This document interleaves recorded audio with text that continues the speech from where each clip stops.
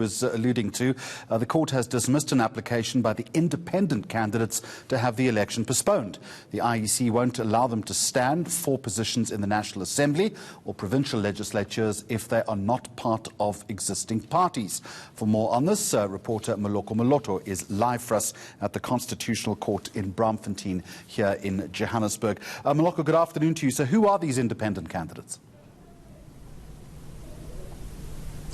Well, the first appellant is a movement which identifies itself as just a NGO. They don't identify themselves as a political party. They are called the New Nation Movement. And also they include the second appellant is a lady from Cape Town, Chantel Ravel. These are some, and of course there are two other movements. Their main argument is that the current electoral system, which does not allow independent candidates to contest at the provincial as well as national elections, is actually denying South Africans, as enshrined in Section 19 of the Constitution, which says South Africans can actually stand for public office, and if elected they must also hold that office. Their belief is that South Africans who are eligible to contest as independent candidates do not need to affiliate themselves with political parties, because they believe that currently, because you are having political parties sending lists of candidates for parliament and the legislatures, you have those MPs, they are beholden to the party bosses. They have to toe the party line,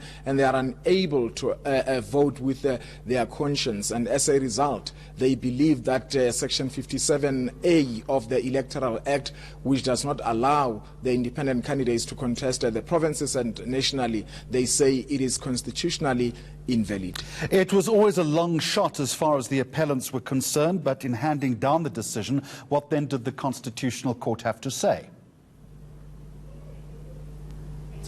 Well, firstly, from the side of the counsels for the appellants, their argument was that if the elections are going to continue under the current system, it would be constitutionally invalid, and saying that at a later stage they can actually be disputed, because you'd remember that in terms of Schedule 1 read together with Annexure A of the Constitution, the 1999 elections were meant to be the cutoff or the deadline for the elections in South Africa to be happening under this current electoral system. So there was supposed to be a new system subsequent from that. Now, they said that if the elections are going to continue under this system, it would not be free and fair. On the one hand, you had the counsel for the Minister of Home Affairs and the counsel for the Electoral Commission arguing that postponing the elections